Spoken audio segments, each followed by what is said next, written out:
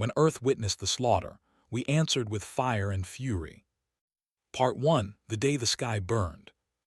Commander Park had served on the Orbital Defense Station for 7 years. She knew every beep, every hum, every flash of light on her control screens. The station floated above Earth like a silent guardian, watching the endless dance of ships coming and going from humanity's home. It was a quiet Tuesday morning when everything changed. Was drinking her third cup of coffee when her screen flickered. At first, she thought it was a glitch. The sensors showed something massive at the edge of the solar system, but that was impossible. No ship was scheduled to arrive. No message had been sent. She tapped her screen and ran the scan again. The results made her blood run cold. 300 ships had appeared from nowhere. They were not human. They were not from any species in the Galactic Collective. Their design was ugly and brutal, all sharp angles and dark metal. They moved with terrible speed, ignoring the normal space lanes, ignoring all communication attempts. Slammed her hand on the emergency alert. Red lights flooded the station. Alarms screamed through every corridor. She grabbed her communication device and shouted into it, trying to reach Earth Command, trying to reach anyone who would listen. But she was already too late. The alien fleet split into 3 groups. They moved past the moon's defensive platforms without slowing down. They ignored the warning shots fired by the outer patrol ships. They had one target and nothing would stop them. Earth. The first city to burn was Seoul. Watched on her screen as bright lances of energy fell from the sky like the fingers of an angry god. Buildings that had stood for centuries vanished in seconds. The Han River boiled and turned to steam. Millions of people who had been eating breakfast, going to work, taking their children to school, simply ceased to exist. Screamed, her mother lived in Seoul, her younger brother, her childhood friends. All of them were in that city, and now that city was gone. But the aliens were not finished. Was next, then Cairo, 3 cities on 3 continents chosen for maximum terror. The attacks lasted only 6 hours, but in those 6 hours, 17 million human beings died. Men, women, children, elderly. It did not matter to the aliens. They killed without mercy, without reason, without even the basic respect of explaining why. On Mars, Admiral received the emergency transmission in his office at Fleet Command. He had been reviewing supply reports, thinking about normal things, everyday things. Then his screen lit up with images of hell. He saw Seoul burning. He saw people running through streets filled with ash and fire. He saw alien soldiers, tall and gray-skinned, hunting survivors through the rubble. They were not taking prisoners. They were not making demands. They were simply killing as if human lives meant nothing at all. His hands began to shake. His daughter lived in Seoul. She was 23 years old, just starting her career as a teacher. She had called him last week, excited about her new students. Now her neighborhood was a crater. He tried to call her. No answer. He tried again. Nothing. He kept trying over and over until one of his officers gently took the device from his hand. "Sir," the officer said quietly, "that district is gone. I'm sorry." Stood frozen for a long moment. The world around him seemed to fade away. All he could see was face, her bright smile, her eyes that looked so much like her mother's. His little girl, who used to sit on his shoulders and pretend to fly spaceships. His little girl, who was now ash in memory. Something inside broke, and something else, something harder and colder, took its place. The aliens were identified within hours. They called themselves the Dominion. They had conquered 47 species across the galaxy. They were known for their cruelty, their love of violence, their belief that strength was the only law. The Galactic Collective had signed treaties with them, bought peace with promises and compromises. Those treaties meant nothing now. Contacted the Galactic Collective, the alliance of 200 spacefaring species that humanity had joined 50 years ago. Surely they would help. Surely they would not let this crime go unpunished. The response came within the hour. delivered by a diplomatic AI with a voice like smooth glass. The Galactic Collective extends its deepest sympathies to humanity in this time of tragedy. However, the Dominion is protected under the Non-Aggression Accord signed in the year 2298. Military action against them would constitute a violation of galactic law. We urge humanity to pursue diplomatic solutions and seek arbitration through proper channels. Read the message 3 times. Diplomatic solutions, proper channels. His daughter was dead, 17 million of his people were dead, and the galaxy wanted him to file paperwork. He walked to the communications center of Fleet Command. Every officer on the base had gathered there, their faces pale with shock and grief. Many of them had family on Earth. Many of them had lost someone in the attack. They looked at with eyes full of pain and rage and desperate hope. Stood before them and spoke. "The collective will not help us," he said. His voice was calm, but there was something beneath it, something that made everyone in the room stand. "They say they are protected. They say we must be patient. They say we must be diplomatic." He paused and looked at the screen showing Earth, beautiful blue Earth, now with 3 wounds that still glowed with fire. "I say no." The room was silent. Every eye was on him. "They came to our home. They killed our families. They burned our cities. They did not ask for surrender. They did not make demands.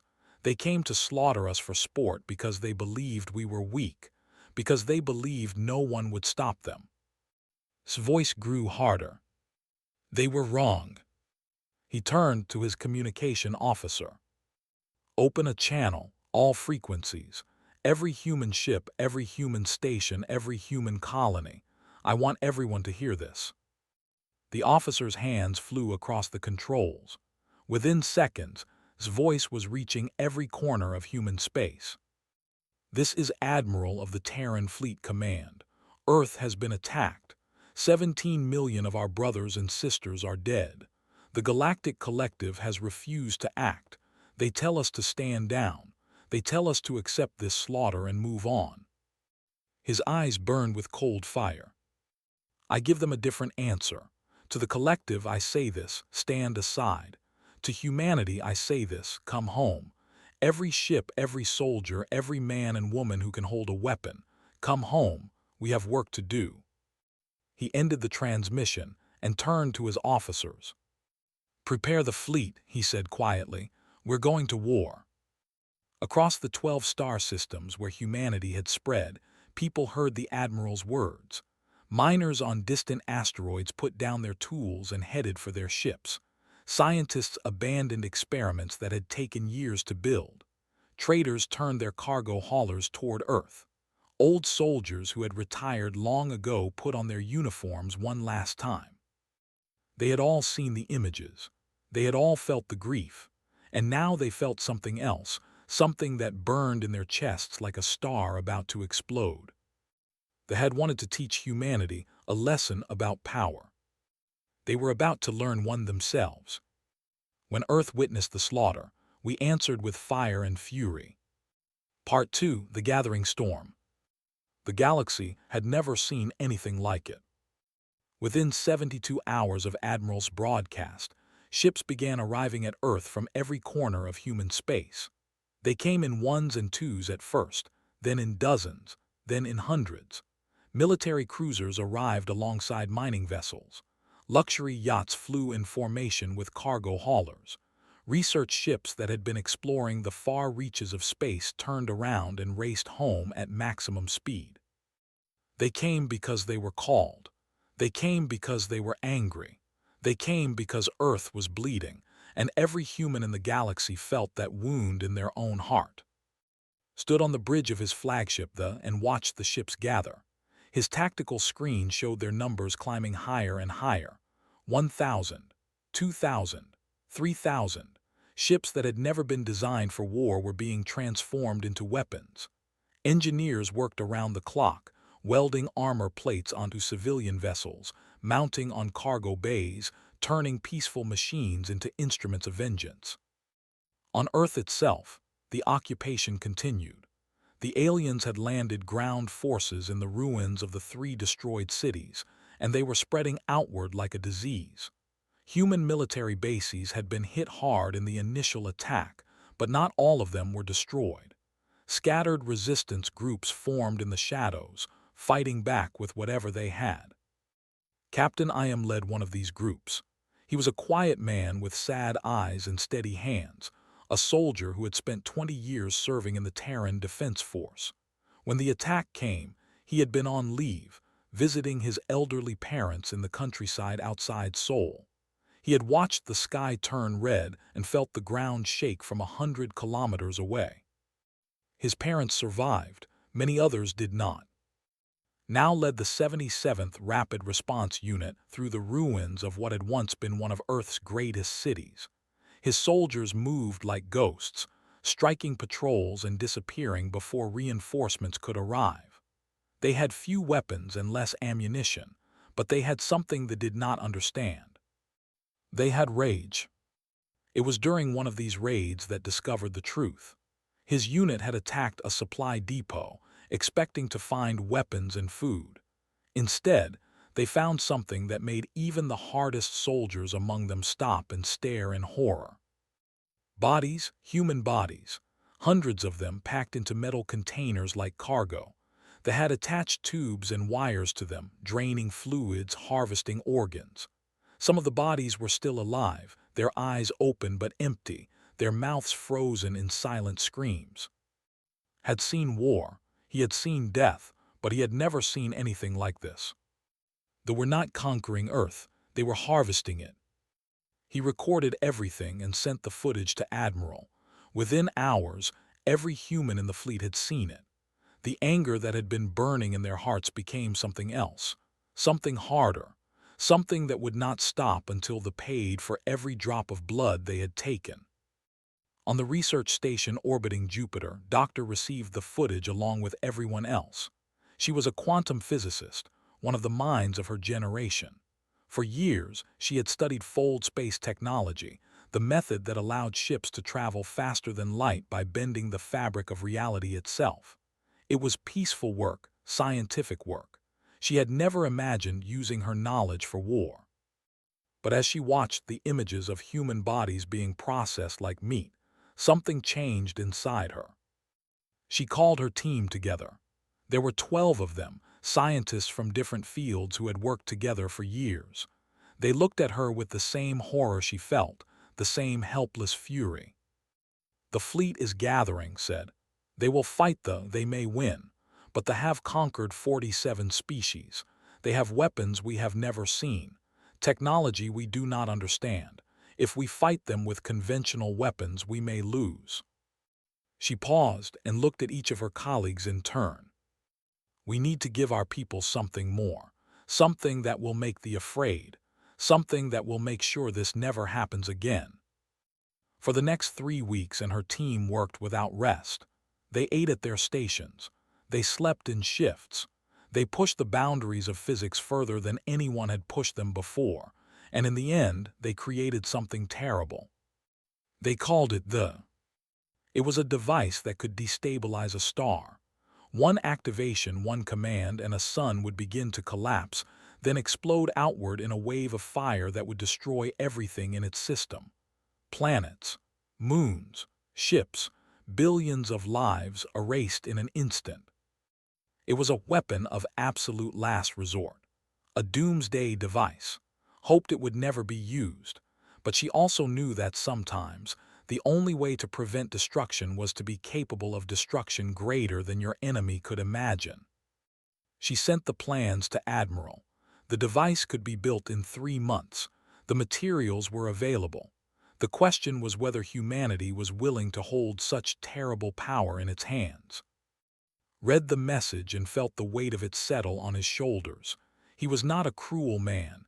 He had spent his career protecting lives, not taking them. But he had also seen what they had done. He had lost his daughter. He had watched his world burn. He gave the order to begin construction. Meanwhile, the fleet continued to grow. 4,000 ships now orbited Earth, more firepower than humanity had ever assembled in one place.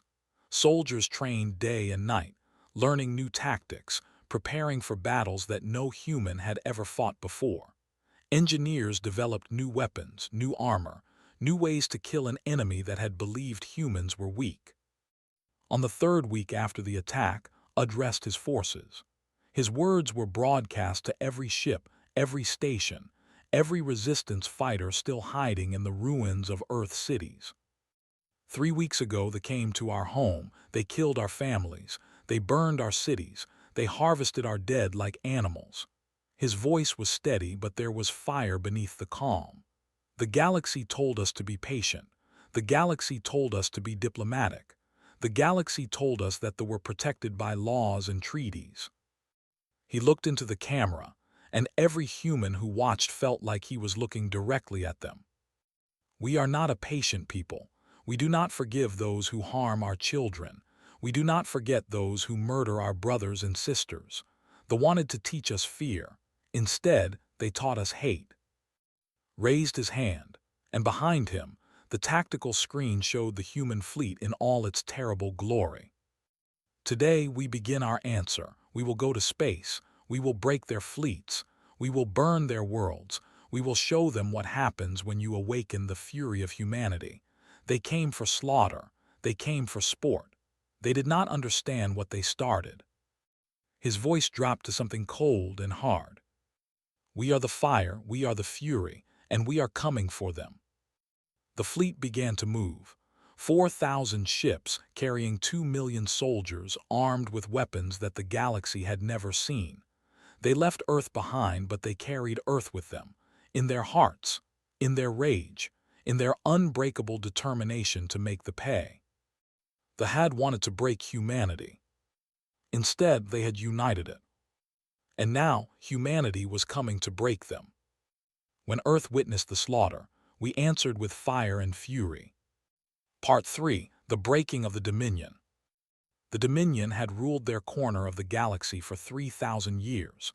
They had conquered 47 species, enslaved billions, and built an empire on blood and fear. No enemy had ever defeated them. No species had ever made them retreat. They believed themselves to be the ultimate predators, the masters of war, the rightful rulers of all they surveyed. They expected humanity to send diplomats. They expected tears and begging and offers of tribute. They expected the weak creatures from Earth to kneel before superior power. They did not expect the storm that was coming. The Terran Armada arrived at the border world of Prime on a cold morning local time.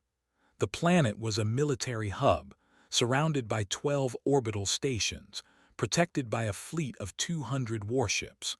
The commanders saw the human ships emerge from fold space and felt something they had never felt before. Confusion. The humans should have been scared. They should have been cautious. Instead, they attacked immediately with a ferocity that took them completely by surprise. Admiral had spent weeks studying tactics. They were powerful, yes. Their ships were large and heavily armed, but they were also predictable. They always fought the same way, using the same formations, the same strategies that had worked for centuries. They had never faced an enemy that refused to play by their rules.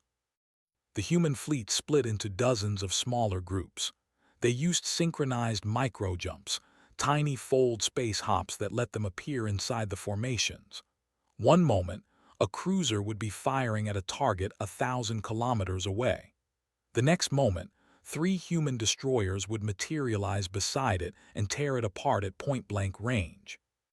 They had never seen anything like it. Their communications filled with confused shouts and screaming orders. Their commanders tried to adapt, but the humans were too fast, too aggressive, too willing to take risks that no sane species would take.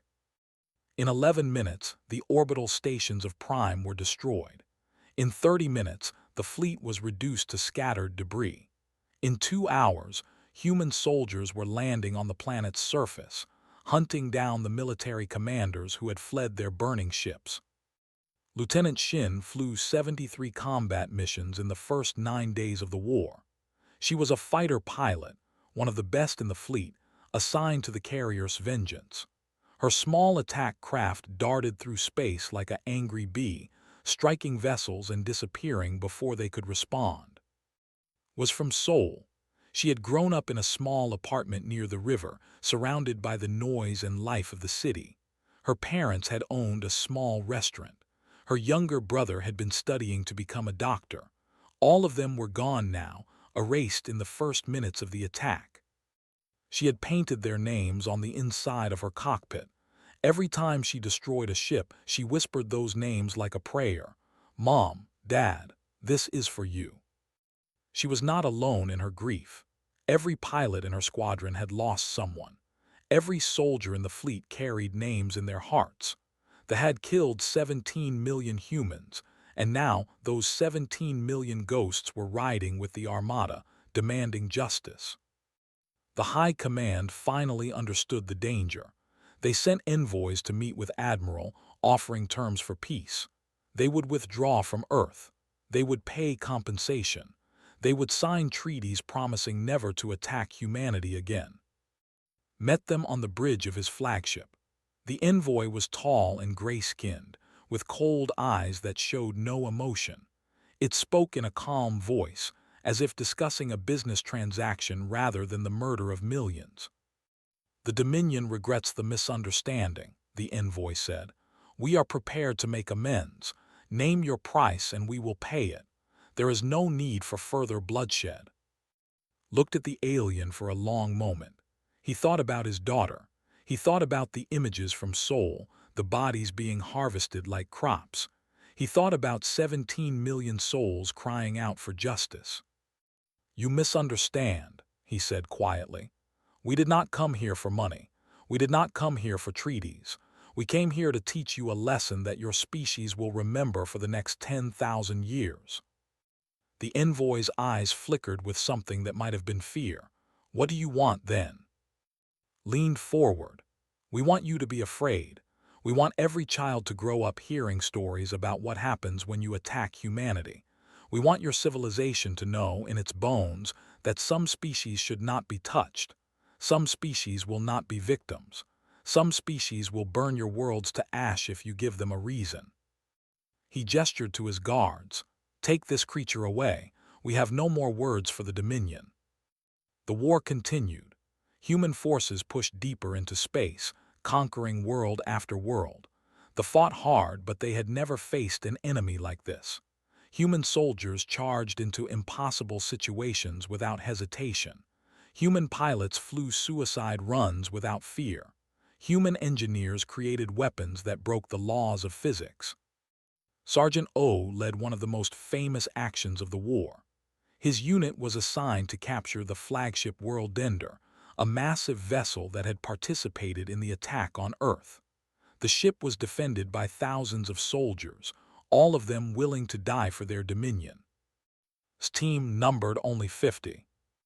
They breached the hull in a section the thought was impossible to penetrate.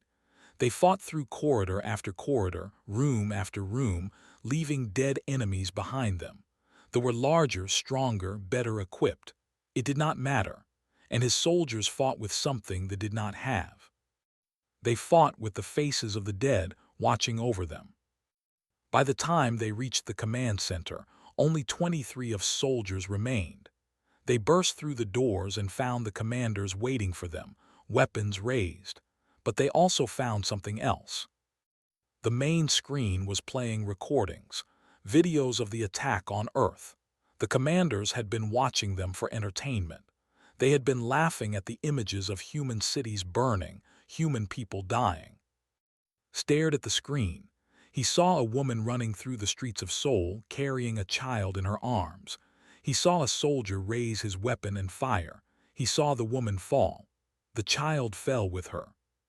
Something broke inside him, something that had been holding back a flood of rage and pain and grief. He raised his weapon and looked at the commanders. They were not laughing anymore. They were begging, pleading, offering surrender, but could still hear the ghosts of 17 million voices demanding justice. "You thought we were weak," he said softly. "You thought we were prey. You were wrong." He transmitted the recordings to every ship in the human fleet. Let them see, he thought. Let them all see what kind of monsters we are fighting. Then he and his soldiers did what needed to be done. News of the World Ender's capture spread through the armada like fire. The recordings were played on every ship, every station, every base. Soldiers who had been tired found new energy. Officers who had questioned the war found new resolve. They had not just killed humans, they had enjoyed it. There would be no mercy now. There would be no compromise. There would only be fire and fury until the Dominion learned its lesson or ceased to exist. The human fleet pressed forward, leaving burning worlds and shattered fleets behind them. The galaxy watched in silence and wondered what kind of monster humanity had become. Or perhaps what kind of monster they had awakened. When Earth witnessed the slaughter, we answered with fire and fury. Part 4: The Galaxy Watches. The Galactic Collective had existed for 50,000 years. 200 species had joined its ranks, agreeing to live by common laws and settle disputes through diplomacy rather than war. It was not a perfect system, but it had maintained peace across 1,000 star systems. Wars still happened, but they were small, controlled, fought by rules that everyone understood. What humanity was doing was not small, it was not controlled, and it followed no rules at all. The collective's Grand Council met in emergency session on the neutral station called Harmony Point. Representatives from every member species filled the vast chamber, their forms ranging from humanoid to bizarre. Some floated in anti-gravity fields. Some communicated through color patterns on their skin. Some were so alien that their very thoughts were translated by machines. All of them were afraid. The speaker was a being called First Voice, a tall creature with silver skin and 4 arms. It had served as the council's leader for 3 centuries and had seen many crises, but nothing had prepared it for this. The humans have destroyed 47 military installations, First Voice announced. They have conquered 12 border worlds. They have killed approximately 2 million soldiers. Their advance shows no signs of slowing. Murmurs filled the chamber. Some species expressed sympathy for humanity. Others demanded intervention. A few quietly admired what the humans were accomplishing. This is a violation of the non-aggression accords, declared the representative from the Hollow, a species known for their strict adherence to law. Humanity must be stopped. They must be punished. Punished? The voice came from the back of the chamber, where the human delegation sat. Ambassador rose to her feet. She was a small woman with gray hair and calm eyes, but when she spoke, her voice filled the room like thunder. "You speak of punishment," she said. "Let me speak of crimes." She pressed a button on her console and the chamber's screens filled with images. Seoul burning, burning, Cairo burning, bodies in the streets, children crying, soldiers hunting survivors through the rubble. 17 million humans died because the Wanted Entertainment said, "We came to you for help. We asked you to enforce your own laws. We begged you to stop the slaughter." Her eyes swept across the chamber, meeting the gazes of species who had turned away from humanity's suffering. "You told us to be patient. You told us to be diplomatic. You told us that we're protected by your precious accords." She paused, letting the silence grow heavy. The accords did not protect Earth. They will not protect The chamber erupted in argument. Some demanded that humanity be expelled from the collective. Others argued that they had brought this upon themselves. A few suggested sending a peacekeeping fleet to stop the war, but everyone knew that such a fleet would be destroyed. The humans were fighting with a fury that no force in the galaxy could match. While the council debated, something interesting began to happen.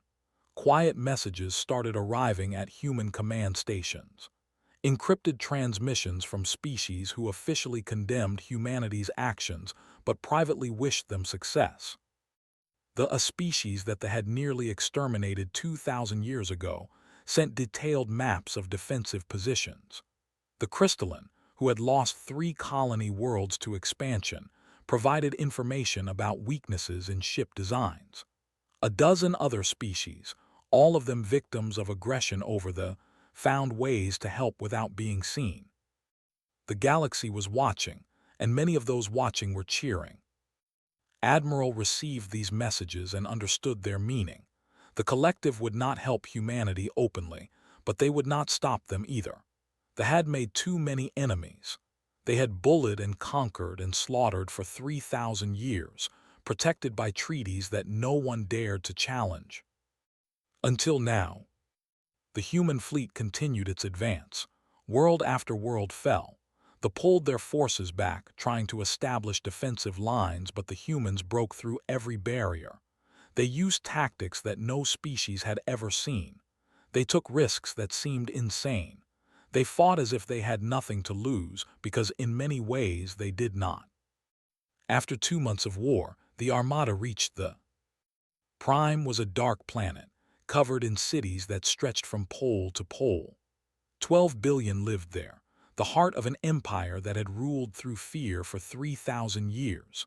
Above the planet hung a defensive fleet of 500 warships, the largest gathering of military power in history. The human fleet emerged from fold space and formed a sphere around the planet. 4,000 ships against 500. The numbers were overwhelming, but knew that the real battle would not be fought with weapons. He opened a channel to the command. "This is Admiral of the Terran Armada. Your border fleets are destroyed. Your colonies are occupied. Yours is surrounded. You have one chance to avoid complete annihilation. Surrender now and some of your civilization may survive. Refuse and we will erase you from history." The High Commander responded with defiance. "We are the Dominion. We do not surrender. We do not bow. Come and take our world if you can. We will drown you in blood." Had expected this answer, he gave the order to attack. The battle for Prime lasted 3 days. They fought with desperate courage, knowing that everything they had built over 3,000 years was at stake. Their ships threw themselves at the human fleet in suicide charges. Their ground forces prepared to fight to the last soldier. But in the end, it was not enough. The human fleet broke the orbital defenses and established control of the space around the planet. Warships burned like falling stars as they plunged into the atmosphere. The defensive satellites were silenced one by one. By the end of the 3rd day, the skies of Prime belonged to humanity. 12 billion looked up at that sky and saw human warships hanging above them like the fist of an angry god. Doctor contacted Admiral from her research station. That was complete. It had been transported to the fleet in secret, hidden aboard a ship that looked like an ordinary cargo vessel. One command and the device would be activated. The star would begin to collapse. Within hours, it would explode in a supernova that would sterilize every planet in the system. 12 billion lives ended in an instant. An entire species erased from the universe. Looked at the Admiral through the communication screen. "The device is ready," she said quietly. "The decision is yours." Stared at the image of Prime on his tactical display. He thought about his daughter, about the 17 million who had died, about all the rage and grief that had carried humanity to this moment. He thought about what kind of species humanity would become if they pressed that button. "Stand by," he said. "I need time to think." He walked to the observation deck of his flagship and looked out at the stars.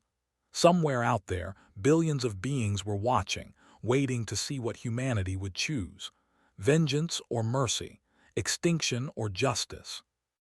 The fate of and perhaps the soul of humanity itself, hung in the balance. Stood alone with the weight of that choice, pressing down on him like the gravity of 1,000 worlds. What would humanity become? What should they become? The answer would shape the galaxy for generations to come. When Earth witnessed the slaughter, we answered with fire and fury. Part 5: Fire and Fury and Mercy. Admiral stood on the observation deck for a long time. Hours passed. His officers waited for orders. The fleet held its position around Prime, weapons ready, soldiers prepared. The sat in its hidden bay, waiting for the command that would end 12 billion lives. Thought about his daughter. He remembered the day she was born, the way she had wrapped her tiny fingers around his thumb. He remembered teaching her to ride a bicycle, watching her graduate from school, hearing her voice on the phone just days before the attack. She had been so excited about her new students. She had been so full of hope. They had taken all of that away. They had burned his daughter to ash. They had murdered millions of children just like her, laughing while they did it. Part of him wanted to press the button. Part of him wanted to watch their son explode and know that every who had ever lived would be gone forever. It would be justice. It would be vengeance. It would be fair. But would not have wanted that. She had been a teacher because she believed in building things, not destroying them. She had spent her life helping children learn and grow. If she could see him now, standing at the edge of genocide, what would she say? He knew the answer. He had always known. Walked back to the bridge of his flagship. His officers looked at him with expectant eyes, waiting for the order that would end the war forever. "Open a channel to the planet," he said. "All frequencies. I want every to hear this." The communication officer obeyed. Within seconds, his voice was reaching 12 billion ears. "People of the Dominion," he began. 3 months ago, your leaders ordered an attack on Earth. They killed 17 million of my people. They burned our cities. They harvested our dead like animals. They did this for entertainment. They did this because they believed we were weak. He paused and looked at the tactical display, showing the defenseless planet below. "We have come to answer that attack. We have destroyed your fleets. We have conquered your colonies. We have surrounded we have the power to end your species forever.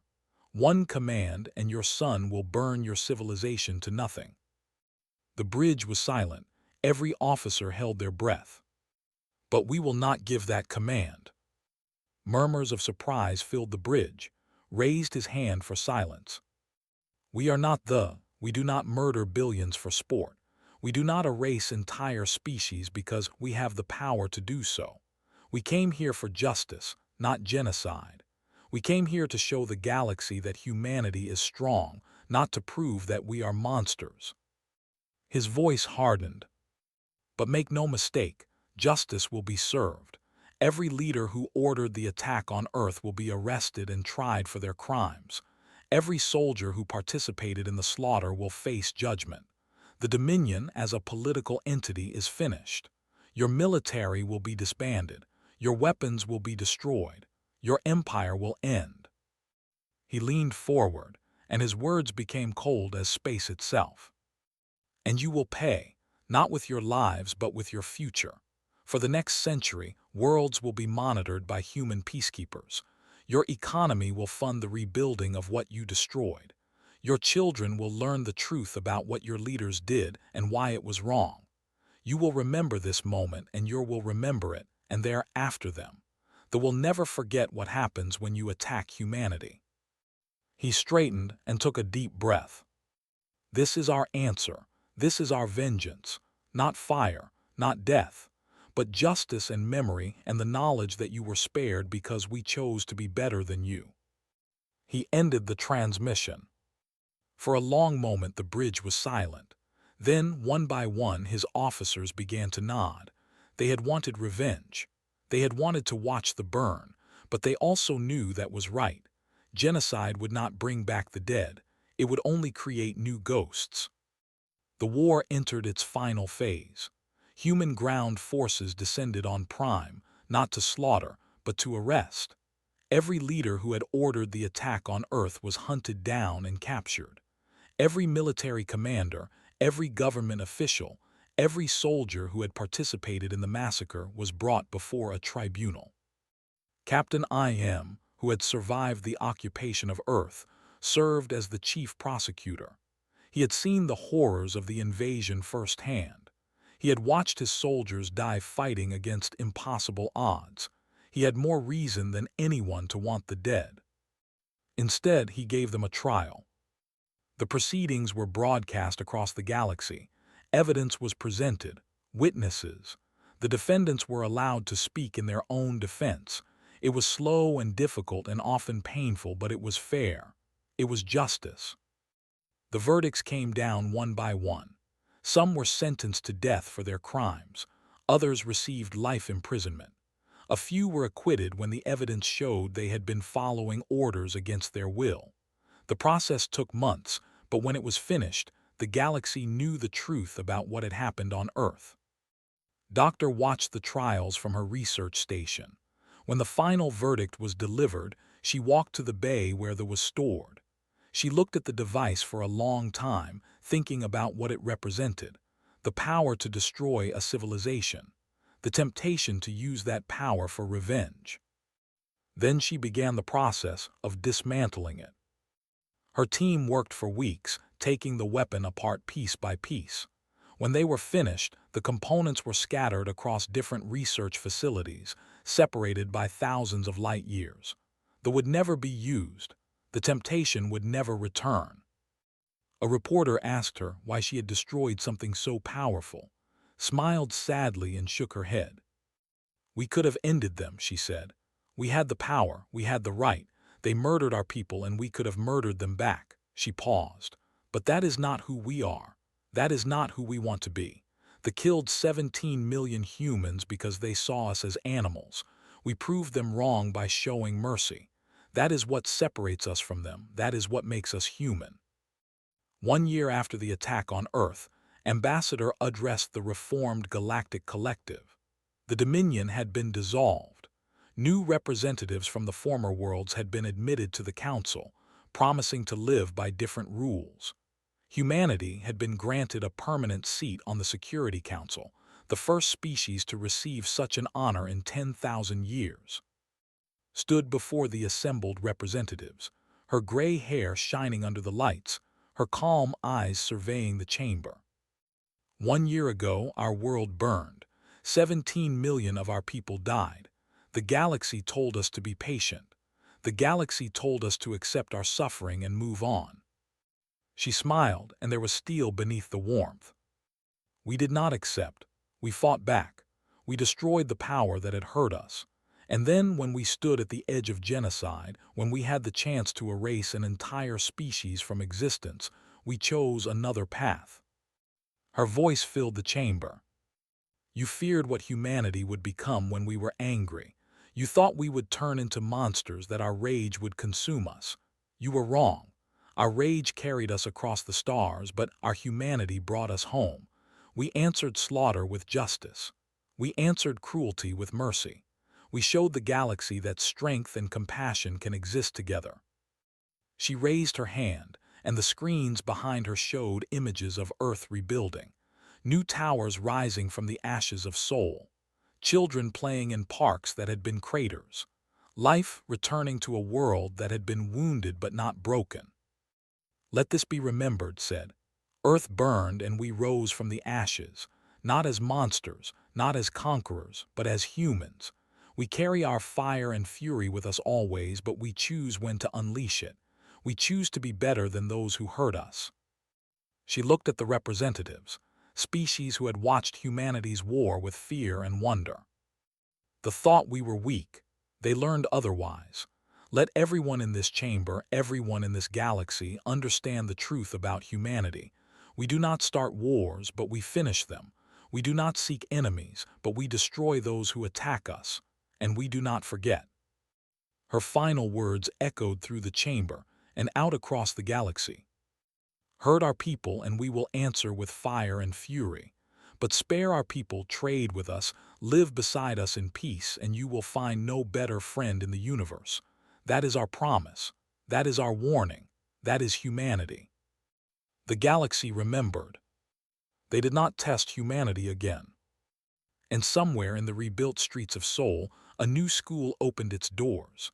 A portrait hung in the main hall, showing a young woman with kind eyes and a bright smile. The plaque beneath it read, "Beloved teacher, may we always remember and may we always choose hope." The students walked past it every day, carrying the future on their shoulders. The fire and fury had done their work. Now it was time for healing. And humanity, as always, would find a way.